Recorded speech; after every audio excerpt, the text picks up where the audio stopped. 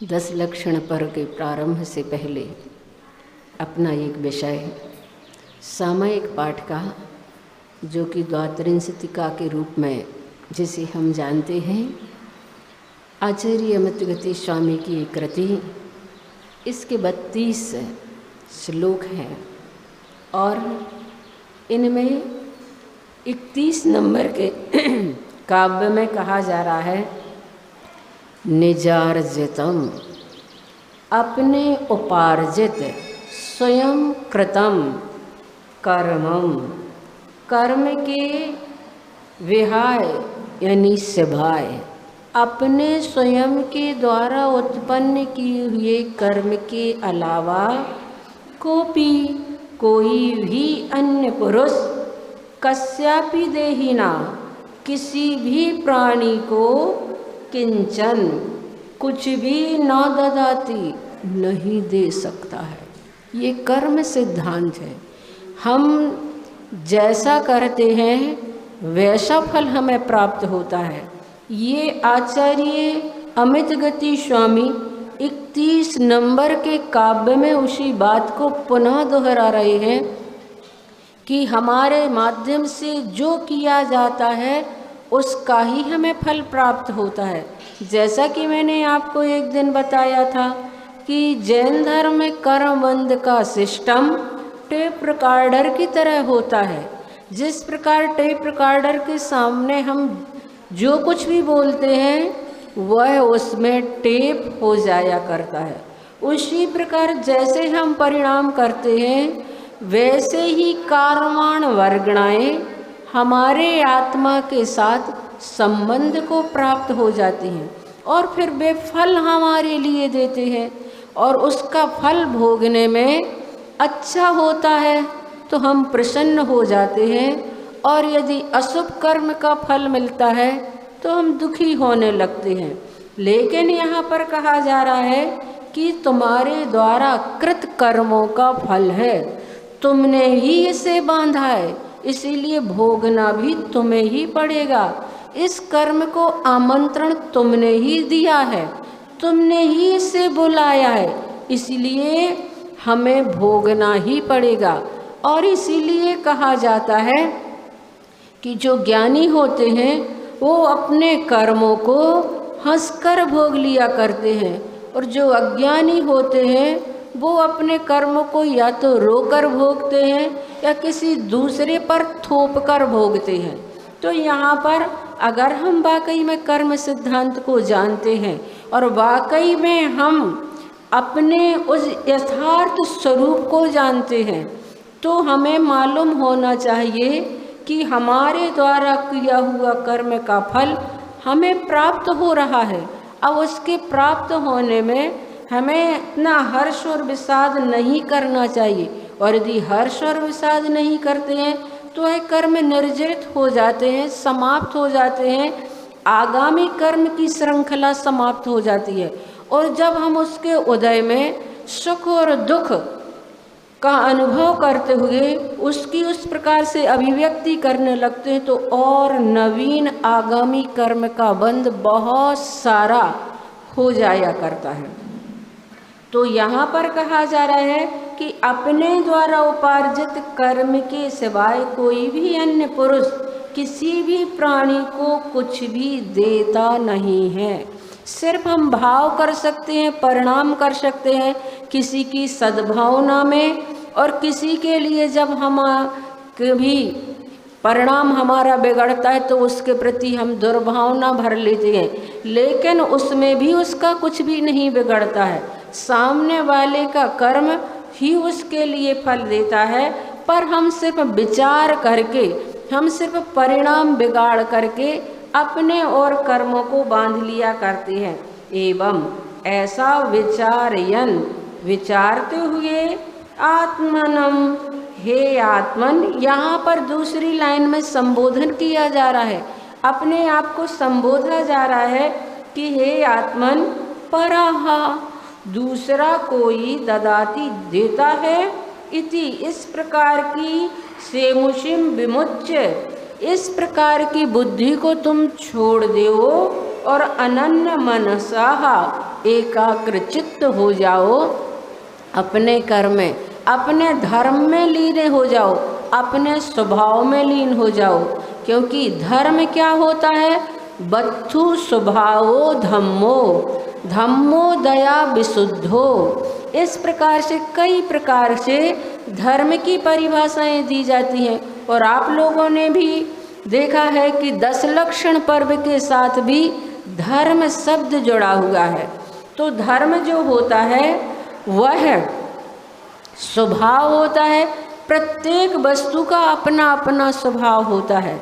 धर्म का संबंध किसी जाति विशेष से नहीं होता है, धर्म का संबंध जीवन से होता है। इसलिए यहाँ पर कहा जा रहा है कि जो तुम धर्म को जीते हो, जो तुम अपने स्वभाव को जीते हो, उस स्वभाव को पहले जानो, उस स्वभाव को तुम पहले पहचानो कि तुम्हारा स्वभाव क्या है। तो जानना और देखना हमारा स्वभाव है।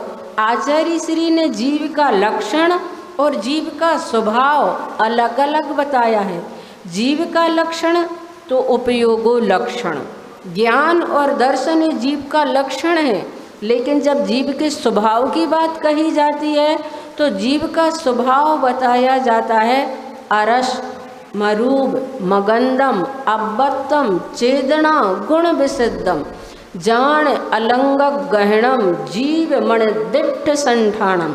इस प्रकार से समय सार में कई प्रकार से जीव के स्वरूप के बारे में बताया गया, स्वभाव के बारे में बताया गया कि तुम तो अरस हो, अरूप हो, अगंध हो, अवक्तव्य हो, तुम्हारा कोई आकार नहीं है, तुम्हारा कोई संस्थान नहीं है, सिर्फ जानना और देखना तुम्हारा स्वभाव है। इस प्रकार से जीवन में जाति जो होती है वह ऊंच नीच हो सकती है, लेकिन धर्म कभी ऊंच नीच नहीं होता है। धर्म सिर्फ धर्म होता है और वह धर्म जो होता है 2.5 अक्षर का धर्म शब्द है। और इस 2.5 अक्षर के धर्म शब्द को जब हम अपने जीवन में धारण कर लेते हैं तो उससे हम संसार समुद्र को भी पार कर सकते हैं, संसार समुद्र से तिर सकते हैं। कैसे?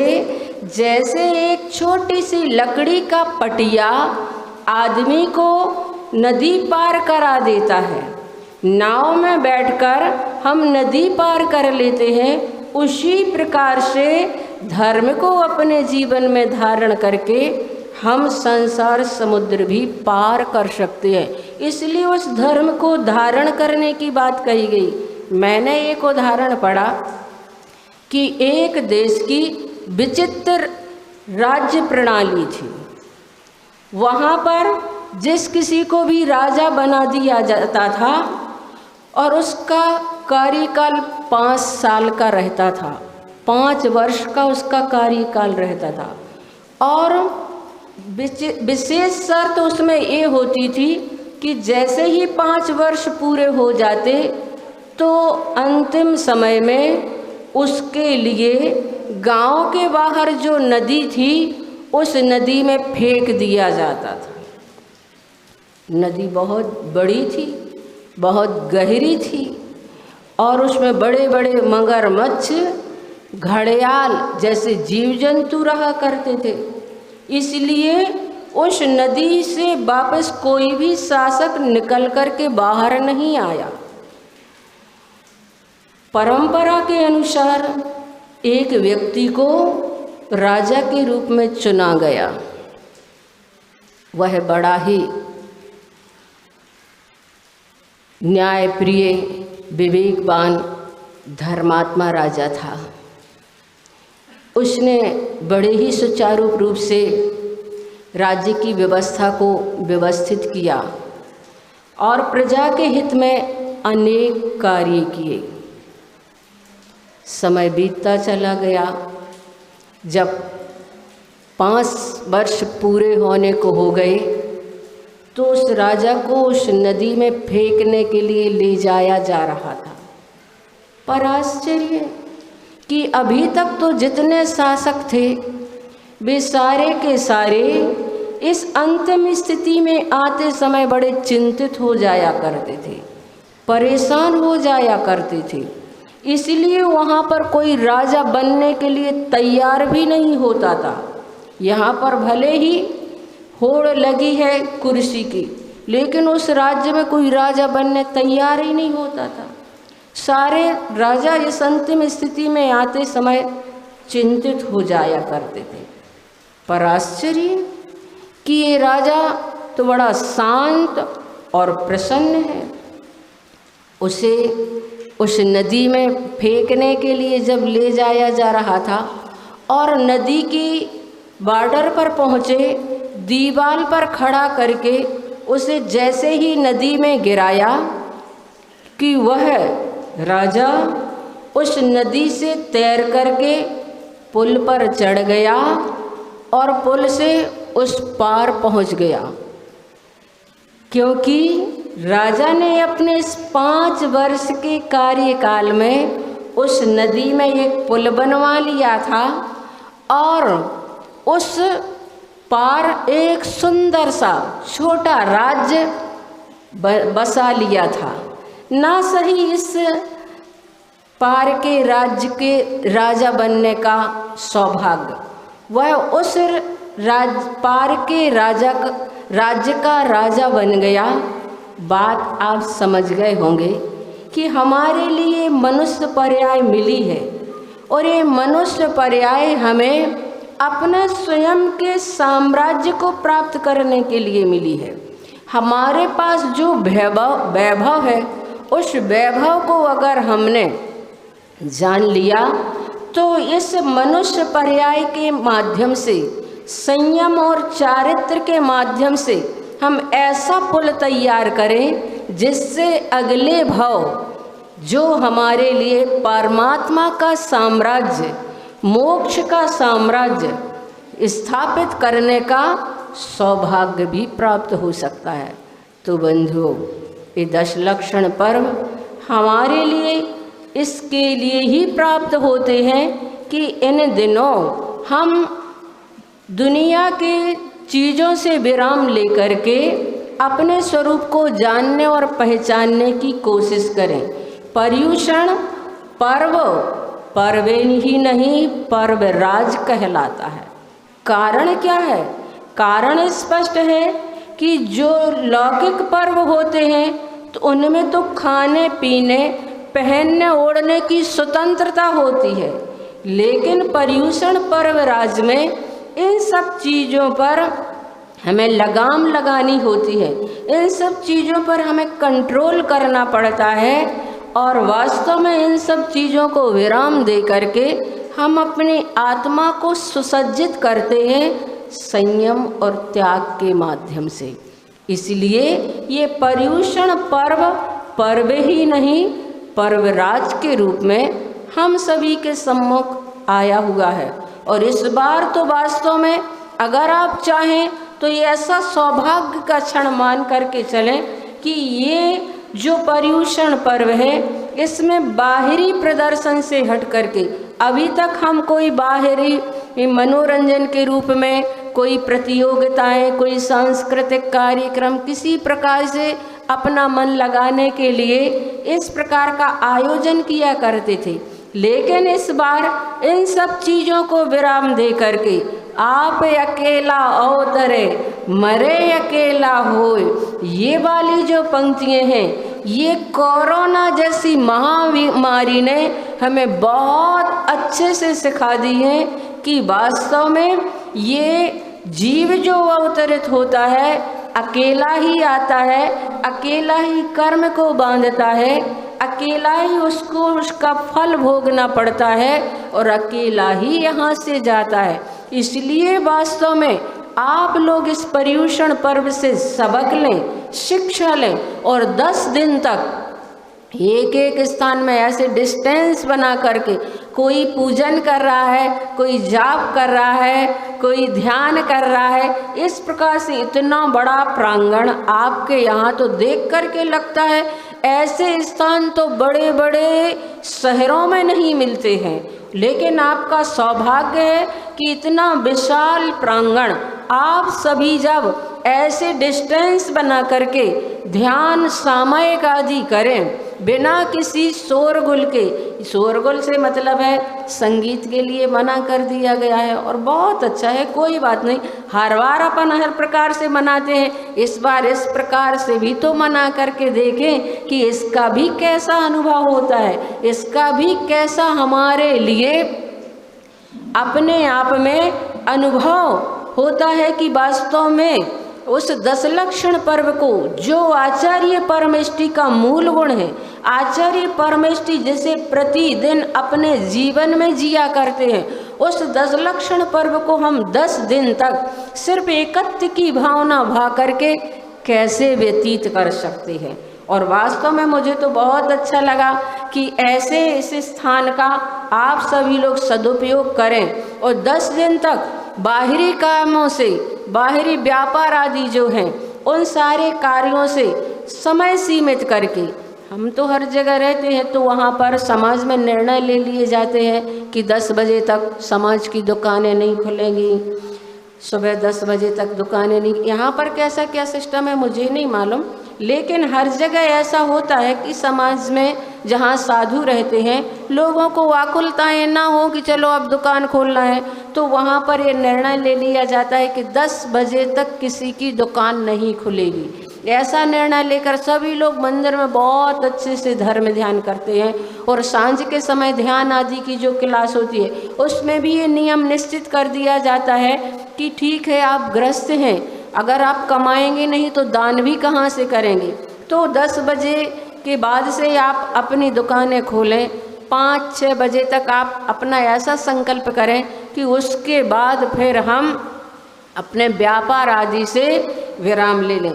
इतना हम संकल्प कर लें तो मान करके चलना कि हमने अपने जीवन में बहुत बड़ी साधना कर ली, क्योंकि ग्रस्तों का मोह छूट नहीं पाता है। मैंने एक उदाहरण पढ़ा था कि एक व्यक्ति अंतिम सांसें ले रहा था, बिल्कुल अंतिम सांसें ले रहा था, और उसने उस समय अपनी पत्नी से पूछा कि बड़ा वाला बेटा क्या है, कहाँ है?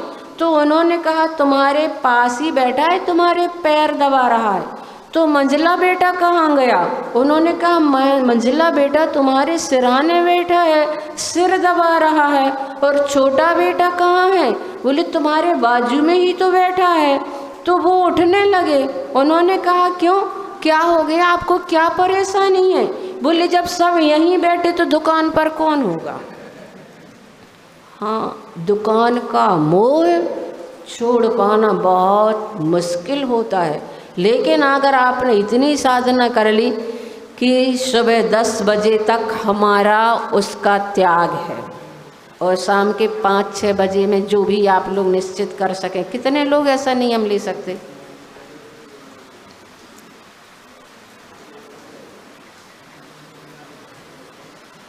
कितनी मुश्किल से हाथ उठते हैं कि वास्तव में ऐसा भी संकल्प लेना पड़ेगा।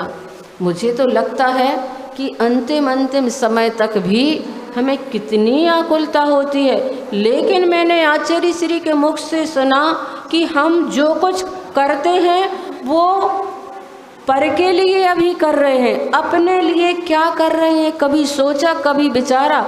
पीड़ाएं भी अगर सहते हैं, नरकों में जाकर के हमने कितनी मार सहन की, नरकों में जाकर हमने कितनी पीड़ा सहन की, लेकिन यहाँ कोई तिरछे भी हमसे देख लेता, हमें देख लेता है तो हम कितने आकुल व्याकुल हो जाते हैं। तो परबस सही बहुत भारी पीड़ा, स्वबस सही न रंज। शासन प्रशासन आकर के लॉकडाउन कर दे तो आप त्याग कर सकते हैं, लेकिन हम संकल्प नहीं ले सकते हैं कि हमारा त्याग है दुकान में 10 बजे तक जाने का और शाम के 5 बजे के बाद। ऐसा हमने परबस तो हम कर सकते हैं। जैसे अभी कितने दिन तक लॉकडाउन रहा और सारे लोग शासन प्रशासन के नियम के अनुसार कैसे न कैसे उसको बंद करके रखे, वो निर्जरा नहीं होगी। जो निर्जरा हम संकल्प पूर्वक त्याग करते हैं उसमें हमारी निर्जरा होती है, हमारा मोह छूटता है, हमारी मोह की ग्रंथि कम होती है और उससे वास्तव में जैसे जैसे हमारा मोह कम होता चला जाता है वैसे वैसे हमारे जीवन की वह कर्म की परतें छटती चली जाती हैं। तो समय अपना हो गया है, ये आपकी बात है, आपकी चॉइस है, एज यू लाइक, आपको जो पसंद हो। और मैंने तो सोचा है अगर इतना ज़्यादा यहाँ पर होगा शासन प्रशासन का तो ध्यान की क्लास भी शायद नहीं लग पाएगी। दोपहर का भी जो मैंने सोचा था कि लोग कहते हैं कि यहाँ पर कुछ लोगों के उपास होते हैं, एक आसन रहते हैं, मंदिर में चहल पहल बनी रहती है, इसलिए माता जी कोई ना कोई क्लास आप लगा लेंगे तो सब लोगों को एक माहौल बनेगा, बैठेंगे। लेकिन अगर ऐसी स्थिति है तो वो भी बंद रहेगी। सिर्फ सुबह जो अपना ऐसा चलता है 10-15 मिनट का वही होगा। किसके भाग्य में कितना है कहा नहीं जा सकता। अगर ऐसी स्थिति रहेंगी तो ध्यान की क्लास भी नहीं लग पाएगी, दोपहर का भी कुछ भी नहीं हो पाएगा। और कंट्रोल करना है तो ये भी करना पड़ेगा कि मंदिर कितने बजे तक खुलेगा, उसके बाद बंद कितने बजे होगा। अगर बंद करने का ये नहीं तो लोग आते रहेंगे जाते रहेंगे और फिर ऐसा ना हो कि शासन प्रशासन को बंद करना पड़े, ऐसी स्थिति ना आए। इसलिए आप लोग समाज के विशिष्ट लोग जो निर्णय लें वह उस अनुसार ही यहाँ का कार्यक्रम चलेगा। मेरा अपना कुछ भी नहीं है, क्योंकि हमें भगवान के जितने दर्शन हो रहे हैं उसमें ही हम सौभाग्य मान करके चलें। और अब 9 बार बड़े बाबा का जाप